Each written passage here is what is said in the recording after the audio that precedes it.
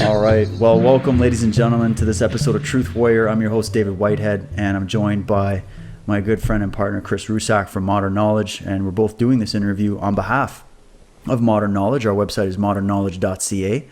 And we are very, very excited. We've been working extremely hard behind the scenes to prepare for the upcoming Modern Knowledge Tour 2015, which is starting in August. And it has been quite the adventure to get this together, and we're so happy that we're able to feature our tonight's guest, Marty Leeds, on the entire tour. We're going to take him across Canada, and we're starting the tour in August 15th, actually, in Montreal, and then we're making our way across the country all the way out to Victoria, British Columbia.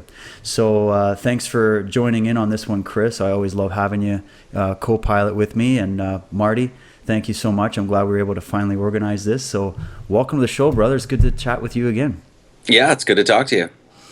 So Marty, let's kind of get into a little overview for people of what we're going to be focusing on for the tour. We've done other radio shows, you and I, in the past, and we tried to cover various elements of your work. We're going to try to get in as much as we can here, and we don't want to give away too much because I'm sure you have a jam-packed presentation for people. But I know we're talking about, numerology, gematria, the English alphabet, how all of this works together. But maybe you can give people just a little teaser about what you're going to be presenting across Canada. So the main thing I'm going to be covering is like a deconstruction of the mathematics of the English alphabet. And this is based on secret society and religious symbols and that sort of thing. So what I'm going to do is sort of break down the mathematics, show how it works, show how all of this stuff is related to the mathematical constant of pi. And then basically I'm going to bring all of this stuff back around and show how it relates to the human being, how it relates to the human hands especially. So that's one of the things we're going to cover. So, and I'm going to try, I don't know how much time we actually have on the tour, but I think it's about an hour and a half speech. And so I'm going to try to be as extensive as I possibly can, yet not overload people with information. So it'll try to be as terse, as straightforward as possible. So yeah, that's basically what it is. And Gematria is the art of assigning numbers to letters. And this is an art, a scientific art actually, that's been known for quite a long time and is prevalent in many other languages, Hebrew, Arabic, Latin, Greek, that sort of thing. So what we're going to do is take a look at how this actually manifests itself in the English alphabet. And this science is not just relegated to one particular religion, one particular philosophy. It's not just something that's associated with only, a particular view of science or just Masonry or just this. You kind of taken a little bit from all of these fields and really tried to just showcase, the fact that the math is there, the numbers are there. We've got sort of this sacred geometrical structure built in to the fabric of our reality and even into our own bodies. There is this measurement system that we can use. So you would say this is really, I guess, an eclectic array of pieces that you've really put together when you present this information, right? Yeah, as far as I've come to understand it anyway, is that what really Gematria, especially within the English alphabet, because that's what I focus on the most, because that's what I'm fluent in. But the one thing that I think is what's happening with the English alphabet is that there are universal principles that are being played out within the alphabet through the numbers themselves. So when we talk about universal principles, we obviously cannot relegate it to just, hey, we're talking about Islam here, or hey, we're talking about Judaism here, or hey, you know what I mean? Really what we can come to understand is we can bridge all of these different traditions, religions, spiritual inclinations, that sort of thing, bring them and all together, bridge them all together, and we can actually do that through number. Now, that's really not a controversial thing whatsoever, because if you read any of the mystical or esoteric literature, guys like R.A. Schwalder de Lubitsch, people that have been influenced by Heraclitus, and we could go everywhere, you'll see that that's something that's really very prevalent. You'll come across it time and time again that actually numbers are sort of what we could call them.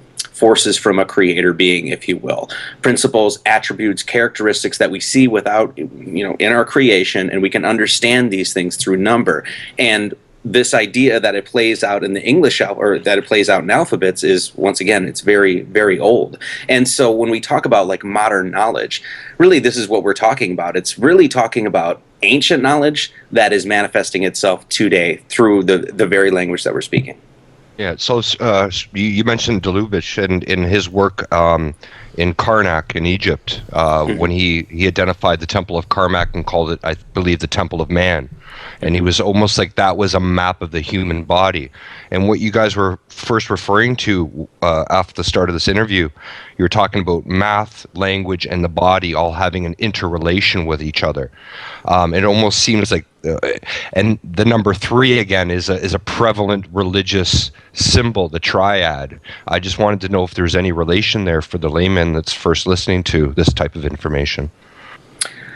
Yes, this is what's so actually awesome about this study, and not just Gematria, basically a qualitative and a quantitative study of mathematics, and also we could call it esoteric study if you want, but for me it's just a study of mathematics, that by understanding certain principles that are fundamental within the math itself, it allows you to understand your reality. And so you just brought up 3. Now, 3 is, of course, important all over the world.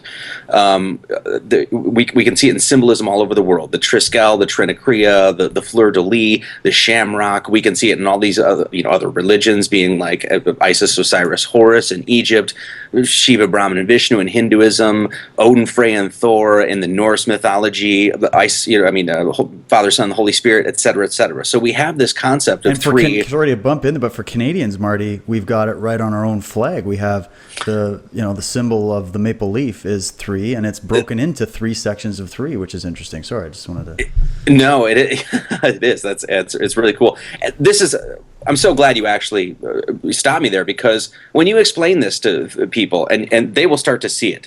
You know what I mean? It was like once they get these concepts, you can look around your world and be like, oh, wait, there it is. Oh, wait, there it is. Oh, wait, there it is. And so where's a great place that we can see this idea of 3 becoming 1? So this is, you were mentioning the power of 3, and this is the Trinity, which is tri, meaning 3, and unity. So it's a combinatory word, and it's 3 becoming 1. Well, where do we see this? Well, we see it in time. Past, present, and future becoming one fluid movement.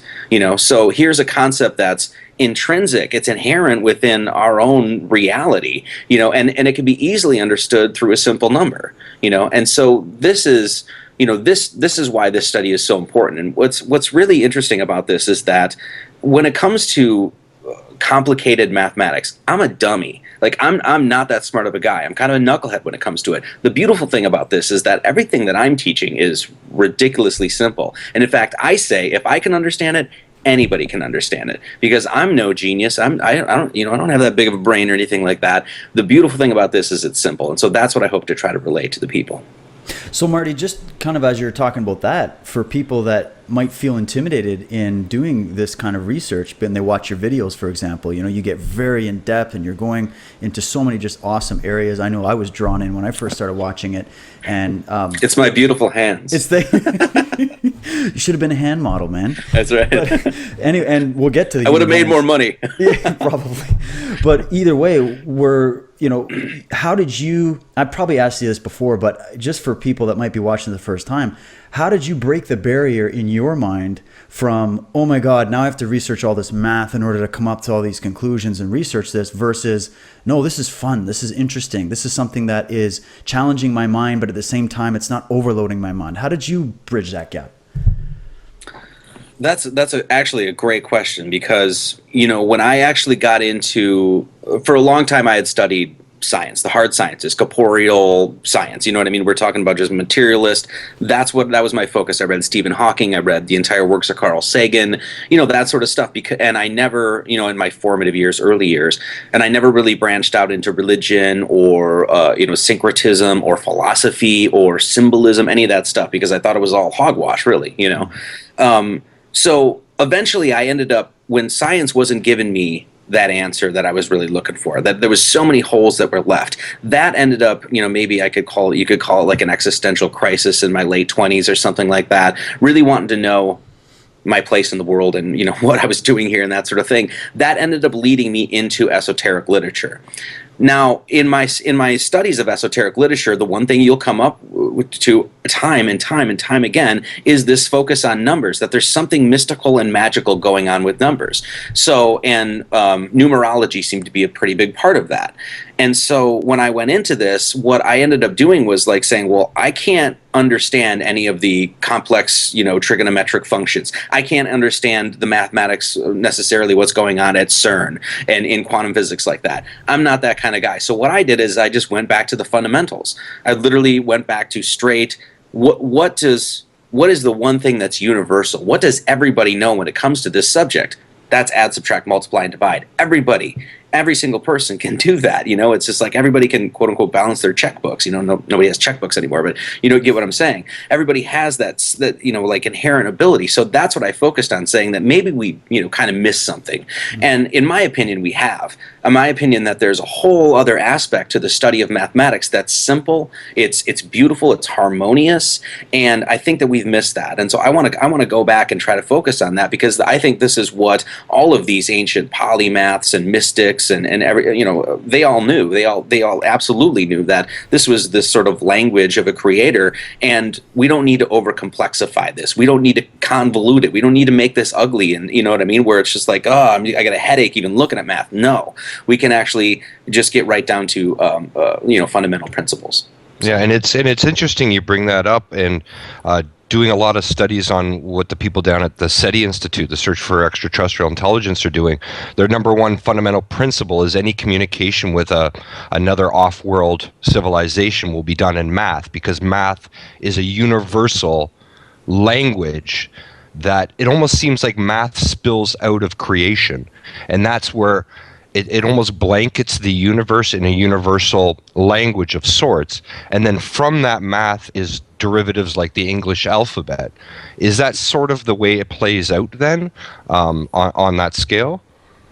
In my, from not my opinion, from what I've studied from all of these masters, what they say, like, when we talk about Kepler said that geometry existed before the creation, it is co-eternal with the mind of God.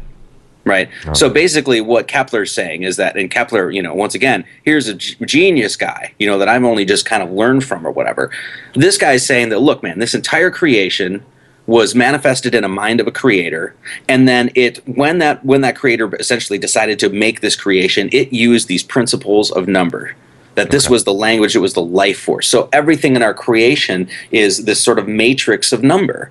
And that we can actually understand our creation this way and see how we're related to it. Let me give you an example of one thing that, if you would have asked me this 10 years ago, I would have no idea what what I'm talking about or whatever.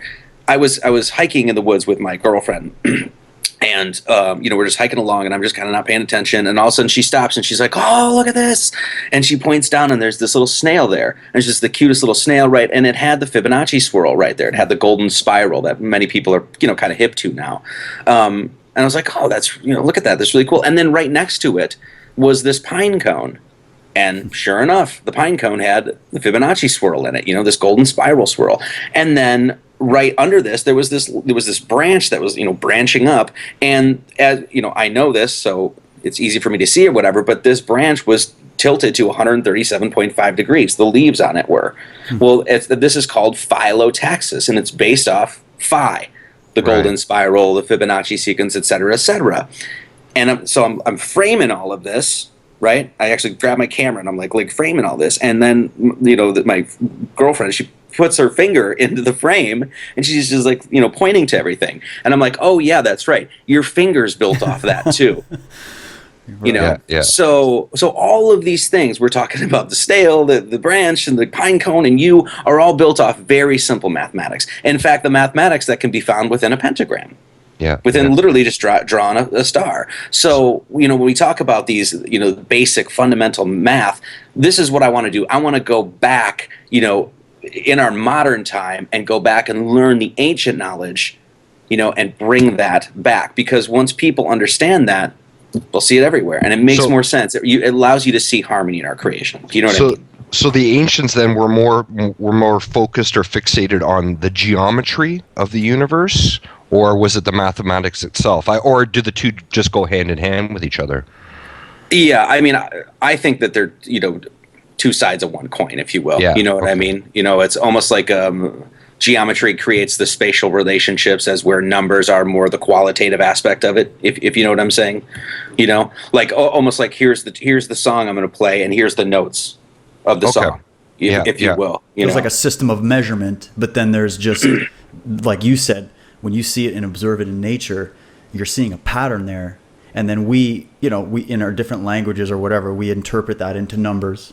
And but it's interesting how the numbers are constant in nature, and we're creating a system by which we can try to track it and measure it.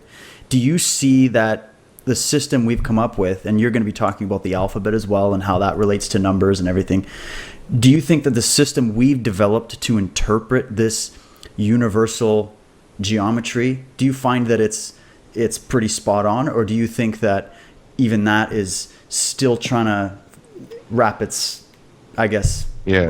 around that? Is it an accurate, I guess, calculation of it? Meaning our language? Is that what you're asking? Because we're the language here that we're using to interpret like what a 1 is, what a 2 is, what a 3 is. There's symbols that we've used and even an A and a B and a C. Those are symbols that are used to represent something, right? Yeah. It's like and that's kind of what I was layer than the esoteric layer, right? And I was trying to get at that, David, too. I know what you're saying. It's the numbers are almost like the colors that you're going to use to paint a picture, and the picture is the geometry that you're trying to describe with the colors, right? So it's what comes first, the chicken or the egg, the numbers or the geometry, right? And I think that's kind of what you're getting at there. Well, interesting. This is something I actually wrote about in the book. But when you talk about the chicken or the egg, one of the things actually helped me answer that question: what came first, the chicken or the egg? Right? It's this eternal philosophical question that seems to just round and round. It's recursive. You never get an answer for it, right? Well, actually, numbers can actually and form pattern can actually help you understand this. And let me step back here a second. When you mentioned that, hey, we see patterns in nature, right? Well, pattern comes from the word pater, and pater means father. So pater is Latin for father, and it's where we get the word pattern. So when we talk about the sacred aspects of these sort of things, right, we have to realize when the ancients were mystically and poetically saying, "Our Father, who art in heaven," well, that's exactly, when you break it down like etymologically and look at the roots of these words, that's exactly saying that the patterns who artistically created. Do you understand that? Because that's literally what the words mean. So when we talk about geometry helping you come to understand the patterns, which are the father, this creative force in creation, right? Right, yeah. When we talk about the chicken and the egg, what came first? Well, there's an answer to that question. There's a direct answer to that question. How many animals or species lay eggs? Birds, fish, snakes, right? All these things lay eggs. How many things lay chickens?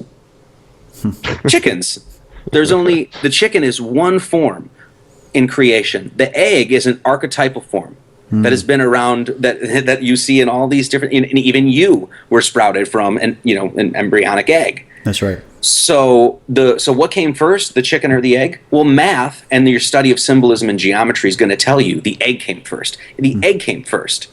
So there's an answer to that philosophical question. It's not just a big conundrum, And this is why you have like the Hiranyarva in Hinduism. This is like basically this first form or structure egg, the cosmic egg, the Orphic egg. You'll see this time and time again because it's a fundamental form to talk about life, Yeah, this is something we've talked about it with other people on the show as well that have brought up other cultures, like even the Zulus and some of the more indigenous tribes. They're very attached to numbers and geometry. And Chris, you recall we were working with Kevin Najawan and Eliza Knockwood, and they were talking all over the place about this being part of their culture, part of their history. Kevin even did an awesome presentation on the native Aboriginal concept of numerology. Yes. And I thought that was awesome. And just to see how everywhere you go, everybody has their interpretation of this, and it just keeps coming up again and again and again. And they don't just talk about it in the way that when you go into school and you learn math, it's just a bunch of number crunching. They talk about it in relation to nature, and not just nature, but also your nature, your inherent nature, and your relationship to nature and the universe and the cosmos and to each other. And that's what's interesting, is that you can really use this on a very practical level, and you can also use it on a very philosophical and I guess spiritual level as well, right? Yeah, there's a, as you said, like exoteric and esoteric, there's a metaphysical and a physical aspect to numbers. There's no question that there's a qualitative or a quantitative study of math, right? And engineer will tell you, of course there is, right? I'm gonna make something square. It's gonna hold this much weight. It's like, and you crunch all the numbers and you figure that out.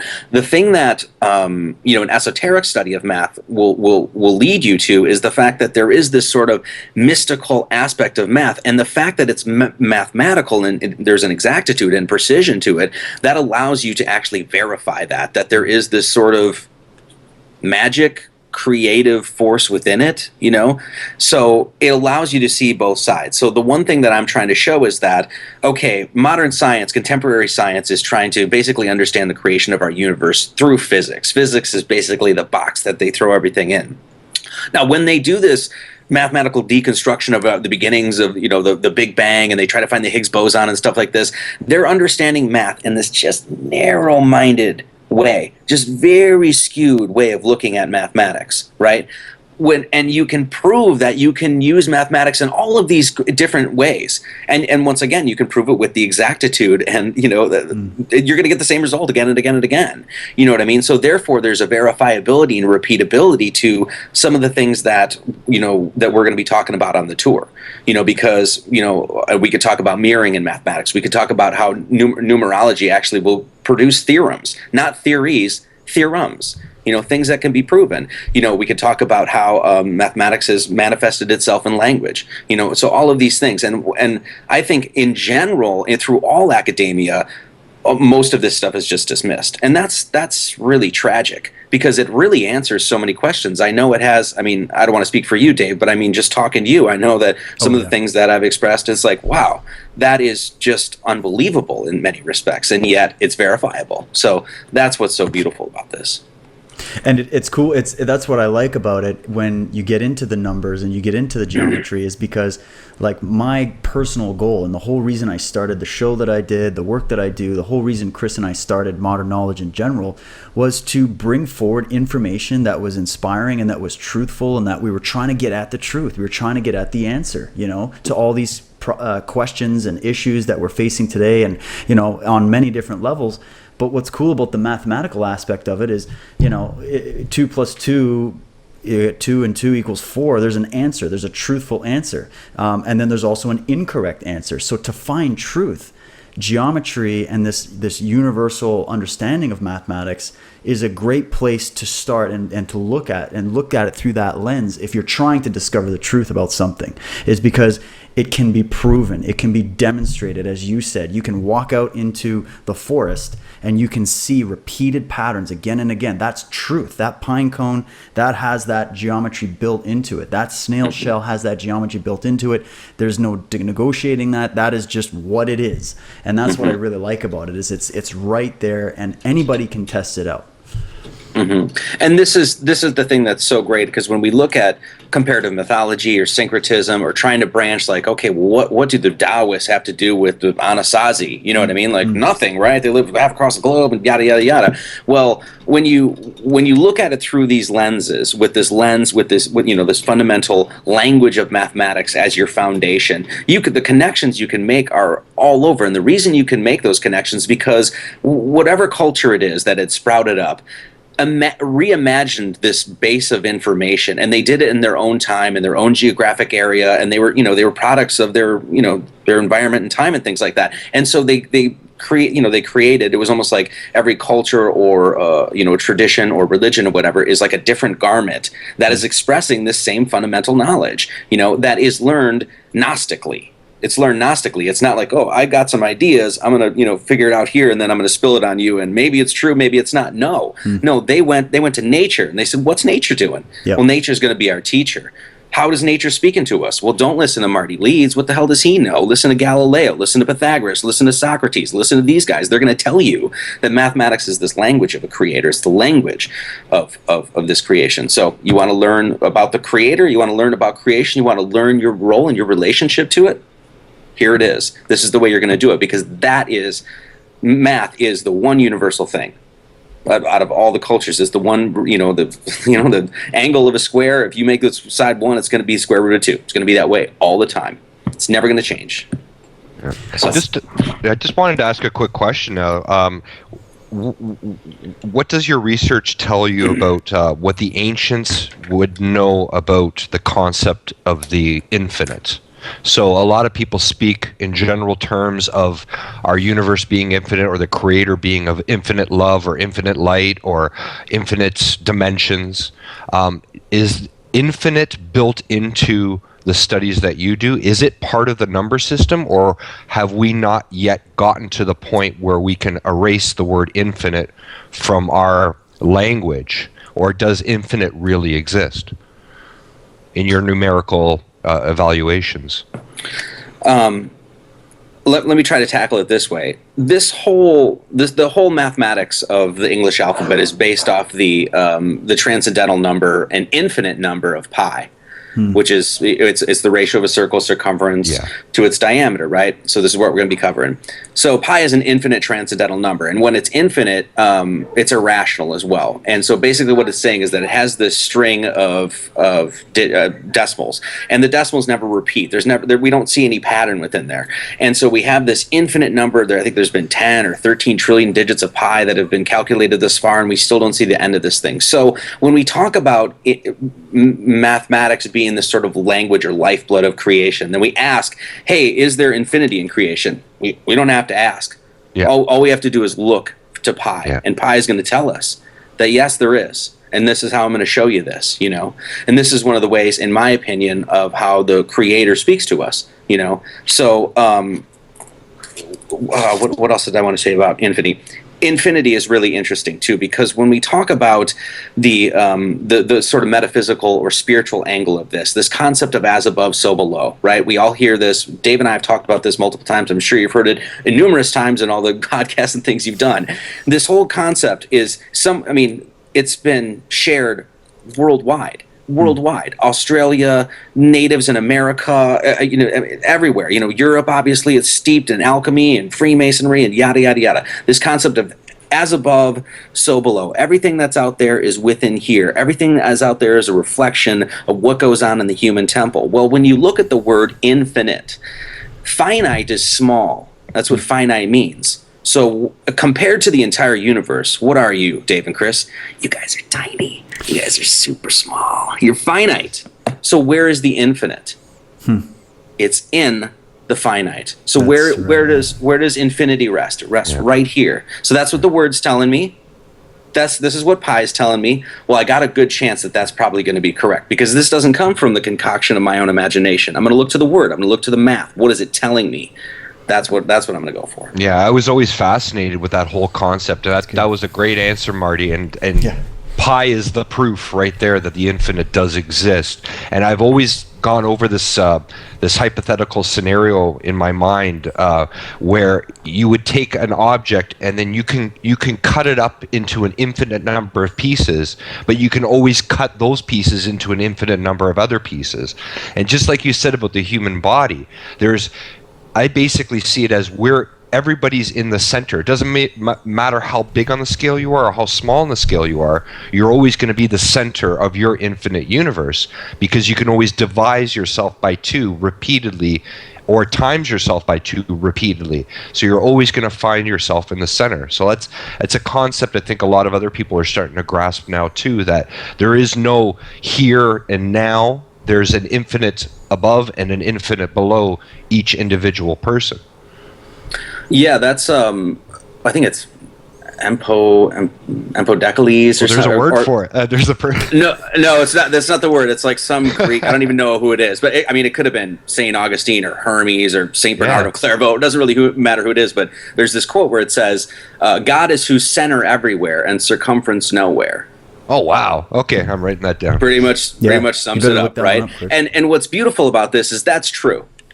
That's absolutely true. The God is who's center everywhere and circumference nowhere. And of course, nowhere is also now here, right? And so it's basically saying that the center of everything is right here, right? Well, that's true, because all you have to do is go outside and look. And from your perspective, from the human perspective, everything revolves around you. The earth and your feet, you know what I mean? The sun, the moon, it's revolving around you. The stars in the sky are revolving around you. The clouds, they're revolving, right? You know what I mean? Like everything from the human perspective is revolving around you. You know, everything is revolving around you. So that's just that, you know, recognition, philosophical recognition, when you step outside your door, will allow you to understand how important the human being is in understanding his world. You know, I'm sorry, go ahead. No, I was going to say, but that brings up the word that everybody's throwing around nowadays about being egocentric or self-centered. Now, it's almost in our culture now not to be self-centered, but it almost seems like the universe puts ourselves in the self-centered perspective. Is that maybe to teach us a lesson? Yeah, to not be self-centered, but to center the self. You know what I mean? Beautiful. And think of it this way too, that when we're talking about the self, are we talking about the ego self, the material self only, or are we talking about the true self, the deep inner aspects of who you really are? And that self that is reflected fractally throughout the universe, you know, that's a different perspective than what most people, because you can look at our society today and you can see it's extremely materialistic, it's extremely ego driven. When you just turn the television on for 5 minutes, you know, it's just, you can see that energy, and that seems to me to be the furthest thing from what you might call the true self or the imperial self, right? So that's the other thing. Getting caught up in different terms sometimes can throw people off when they're really trying to think about this philosophically. Yeah, I mean, so much. I mean, you know, one of the biggest issues, I think, is the manipulation of language. You know, I mean, if we want to go on to sort of a conspiratorial, sinister bent here, I mean, that's how humanity is controlled. You know, I mean, let me just say this to you. ISIS. What did I just say? You know, did I just talk about the mother goddess of Egypt? Yes. Or right? Yes, I did. So 98% of the population, though, probably not going to know that. They're going to know the term ISIS, and that's a mass manipulation. That's a mass mind control that's begotten by a word, you know. And even when I first started this study, like I use the internet all the time, go out and Google and look at Egyptology stuff. You'd punch in ISIS, you'd get a gazillion images of you know, the mother goddess and the you know, the wings and all that sort of thing, and Horus, and you know, now it's beheadings and crazy terrorists or whatever they're trying to show us. Exactly. And so just from one word, you literally can mass manipulate an entire, you know, 7 billion people or whatever it is, right. You know. And so that's what's so important about understanding language and not letting language manipulate us, you know, is that going in. And I think the mathematical aspect of it really sort of gives it this sort of concrete foundation which we can really start to analyze this, you know. So then, in your opinion, was the English language developed as a mass manipulation tool? No, I do not think so at all. In fact, you know, this is my opinion, of course, but just dealing with this so long, you know, all information, as you guys know, all information is good or bad. You know what I mean? I mean, not, I should say all information, but all knowledge can be used for good or bad. So yeah, exactly. The language is a medium. It's a tool. You know what I mean? There's beautiful, beautiful things. And some of these things, we're obviously not going to talk about it here because we'd have to go over the cipher and that sort of thing, which we probably don't have time to do. But there are some things we could bring up that are just, for me, they just make my, you know, my heart flutter and my jaw drop. I'm just like, that's so unbelievable, you know, and so much so that it's absolutely confirmed for me the, you know, the concept or an idea of a creator, just without question. You know, that's my own take on it, though. I'm not trying to convince anybody of anything, but you know, so I don't know. Was the English used, you know, created as a mass manipulation tool? No. And we could actually talk about the historicity of it, and this is why I've come to the conclusion that it's not. What you had, I mean, basically, we can pretty much establish that the English alphabet was founded, decided upon, Gnostically received, created. I don't know which kind of terminology you want to use to describe it, but we could pretty much pinpoint that it happened in the 1600s, you know, somewhere around there. We had, and there's multiple reasons why. You had this great vowel shift going on at the time. You had the first English alphabet, or the first English dictionary being printed. You had the translation from the King James Bible from the original Greek, into English at this point. I think that was 1607 or '04, something like that. So you had, and then all of basically you had this huge resurgence of alchemy at the time.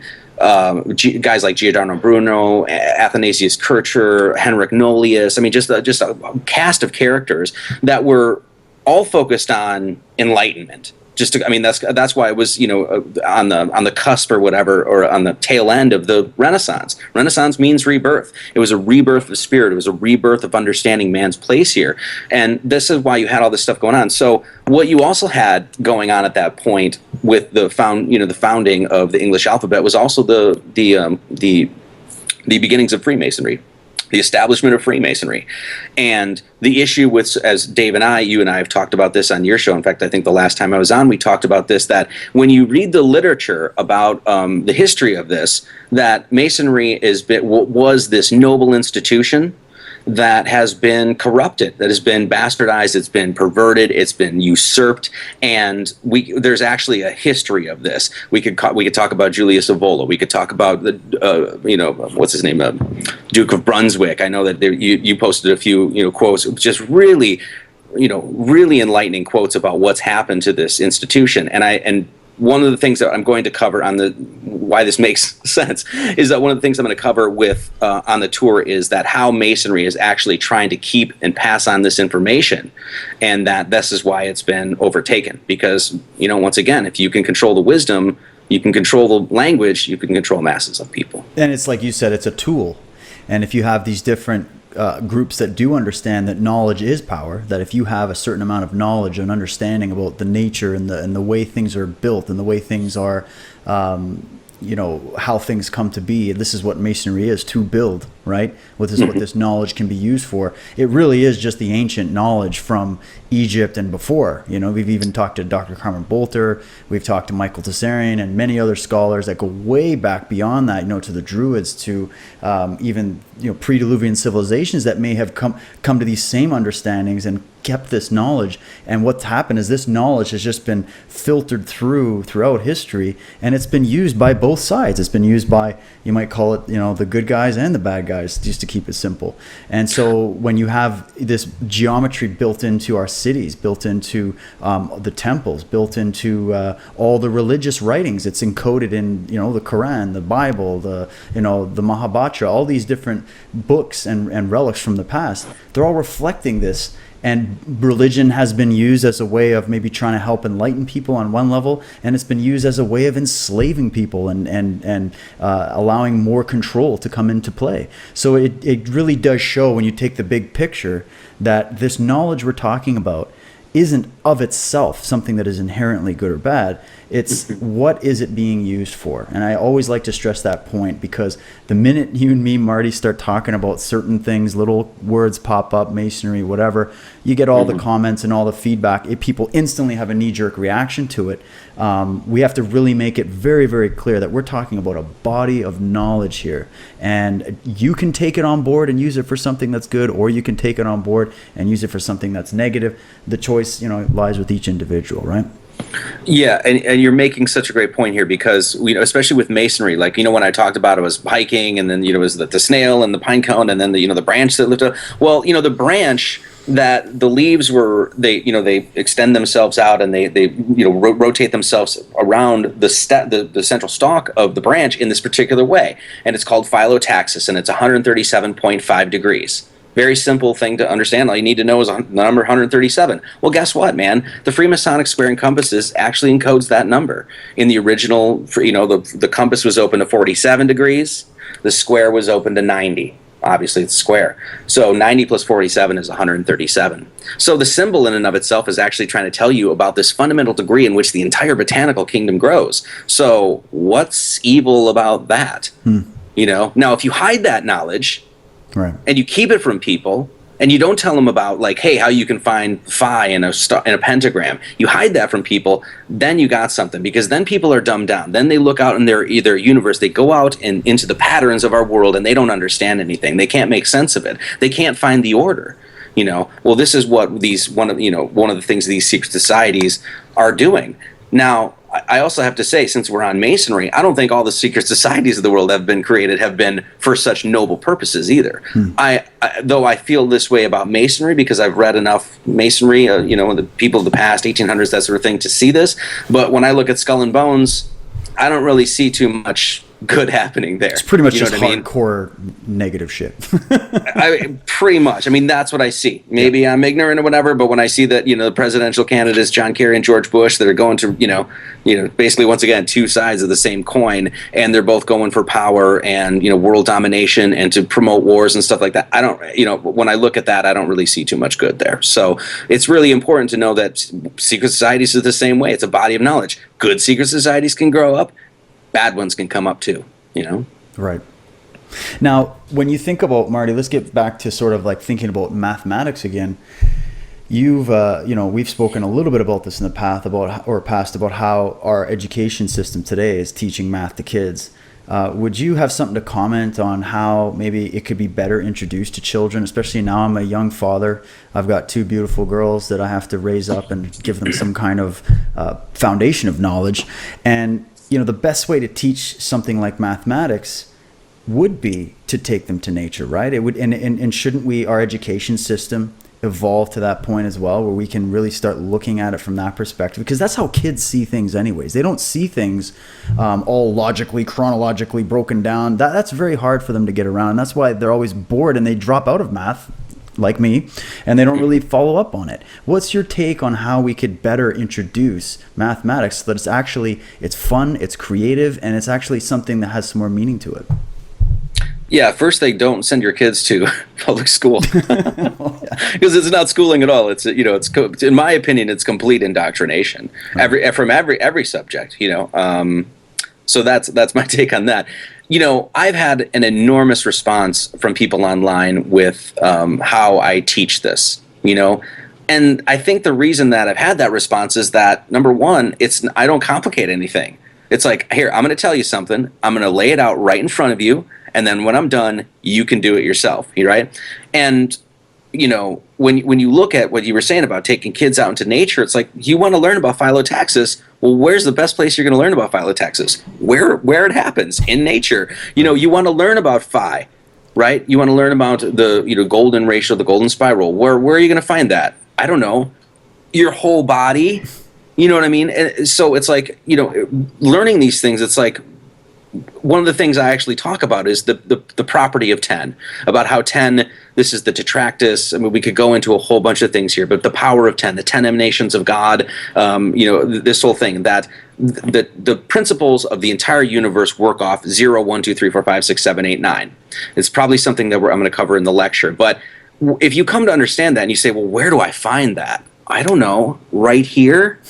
Mother Nature, God, Gaia, the creator, the universe, whatever it is you'd like to call this thing, gave you everything you need to know right here. It gave it to you right in the human body. And so in my opinion, if we're going to reset up an educational curriculum that actually educates people, it ain't that hard, man. This is, once again, if I can sit down with a whiteboard in front of a cheap-ass camera and put this stuff on YouTube and have the response I actually have, what do you think an actual school system that would, have money and people learning this and textbooks written? I mean, we could change our society, in my opinion, in a few years. Literally.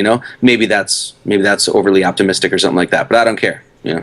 No, I agree with you, Marty, because even kids today, they need to be taught about their bodies and showing respect to their bodies and the respect to nature. This is what's lacking. I mean, when I go out to the park, I see a bunch of kids over there just throwing their wrappings on the ground. They don't have any regard whatsoever. They're, breaking stuff. And I mean, they're kids, but that doesn't have to be the case. If you're shown that from a young age, if you're brought up in that understanding of that respect and that knowledge and awareness of the sacred geometry inherent in your own being and your own body, and how that obviously is reflected in everybody else around you, are you really going to grow up with a violent mentality or a mentality that would want to abuse nature when nature, you see that it's valuable, you see that it's there reflecting a part of you, you see that it's teaching you, right?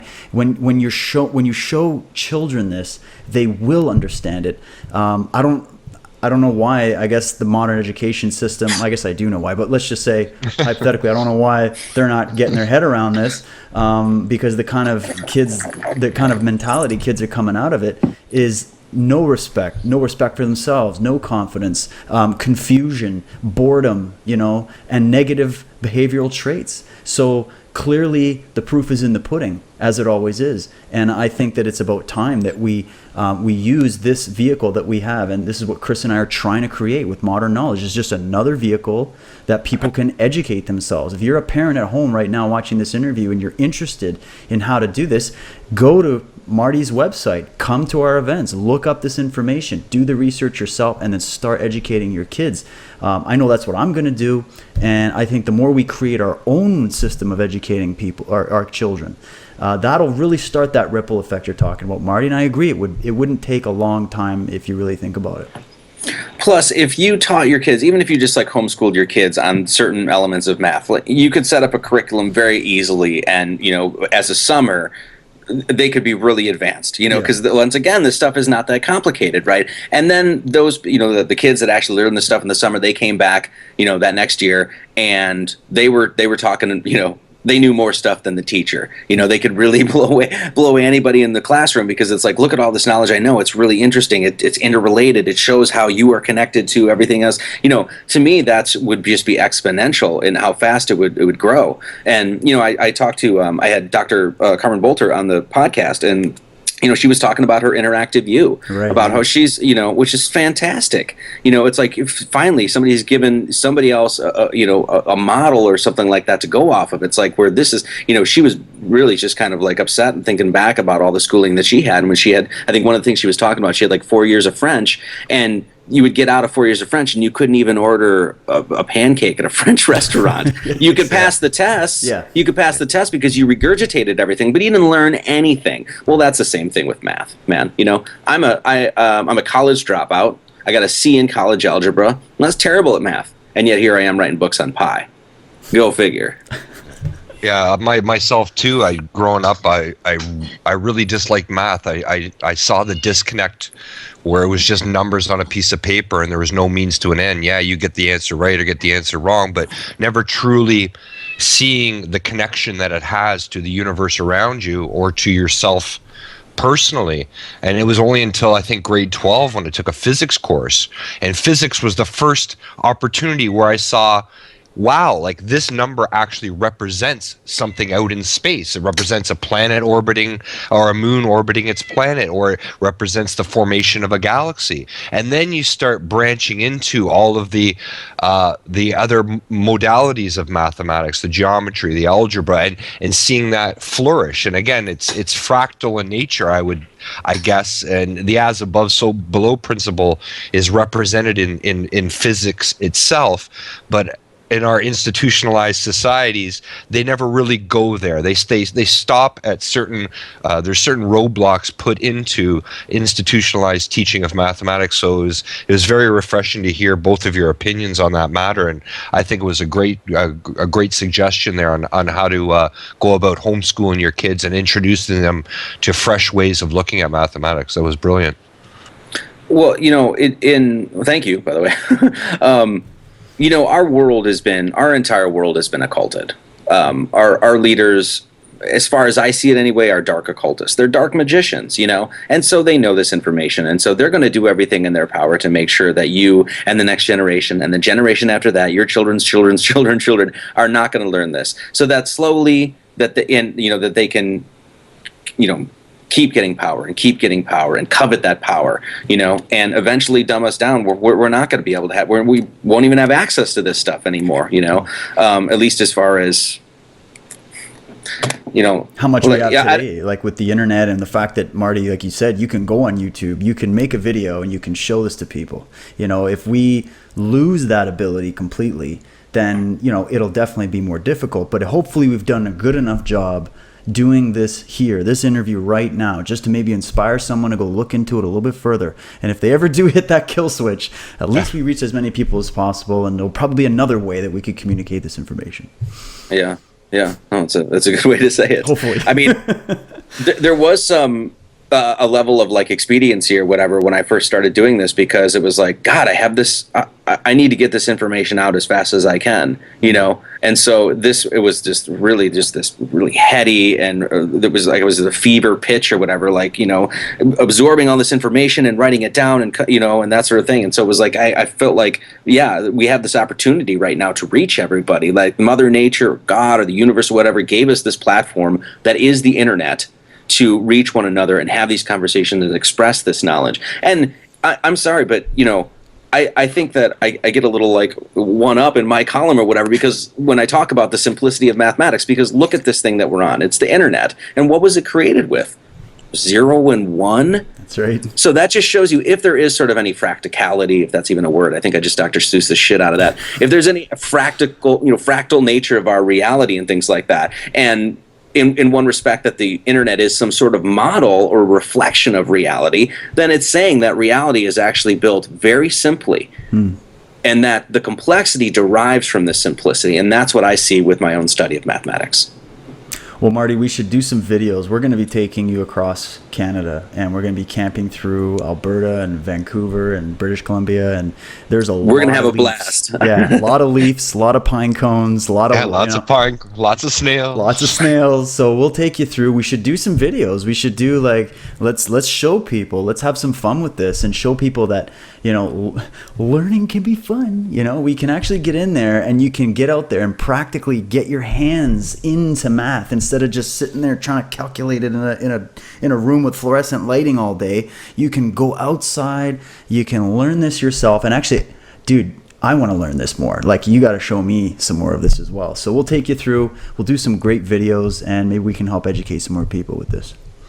Yeah, I mean, I'm learning all the time too, you know. So, and a good thing for people to know, I forget who this quote was by, but it's he said, you know, mathematics is no more about equations than poetry is about spelling. Awesome. That's that's which I just quote, love, man. That's it. Yeah. That's good. So if you think math is all about, you know, equations and you know, complex things and stuff like that, it's not. You know, there's a whole level that I think that we've missed. So it's like a finger pointing to the moon. It is. Miss all the heavenly glory. Cool, man. Well, Marty, talk a little bit about your books before we wrap this up. You've worked really hard at getting all this information down. You've got a number of books that you've put out already, and I know you've got some more in the pipeline. So tell people a little bit about the progression and what you got in store. I've got 3 books available right now. One's called Pi in the English Alphabet, Volume 1 and Volume 2, and both those books are looking directly at the cipher, how it's built, and then all the different ways that you can use it. And that goes into everything from, I cover chess and dice, biblical verses, the name of Jesus Christ, Horus. We look at days of the week. We look at the rainbow. Just to cover, I literally went sort of on a world tour, if you will, and looked at all the different things that I could possibly look at and see, you know, what if there was an association there. And I'll just say this, that there's really, I can't find anything yet that something doesn't arrive from this that's really interesting. So Behind the English Alphabet, Volume 1, Volume 2, and I'm working on Volume 3 right now. I'm probably about 3/4 of the way done with it. Probably won't be out till the end of this year. I was hoping to have it earlier, but it's probably not going to happen. So, and then I have another book called The Peacock's Tales, The Alchemical Writings of Claudia Pavonis, and that's more, that looks into the cipher more, but it has some more personal anecdotes and personal experience, and I talk about myself a little bit in that book. So, that's what's going on right now. And I'm a musician. I've got a record out. You can get it on iTunes or on my site. I've got another one that I'm ready to record, and I'm trying to work on an EP right now too. I've just got so much stuff I'm trying to juggle, and too many things on the stove, and I'm not cooking any of them, kind of thing. You know? And you're still doing your podcast off and on too, right? You're still on that one? No, I put that on hold till after our tour, so probably September. I think I'm going to fire it back up then. So, but yeah, I had a blast doing that. A really great time. Tons of really great. I talked to you, talked to Carmen Bolter, talked to Randall Carlson and Lennon Honor, and just fantastic. I had a blast doing it, and I think people will enjoy it. And it's got a really great response. So, and that's the Marty Leeds Mathemagical Radio Hour, and you can get that on Stitcher and iTunes and all that stuff. That's awesome, and I highly recommend you check it out, especially the one that Marty and I did. Always had a lot of fun. Exactly. But your website's Marty Leeds 30. What's that? That's obviously the best one, right? It's the best. MartyLeeds33.com.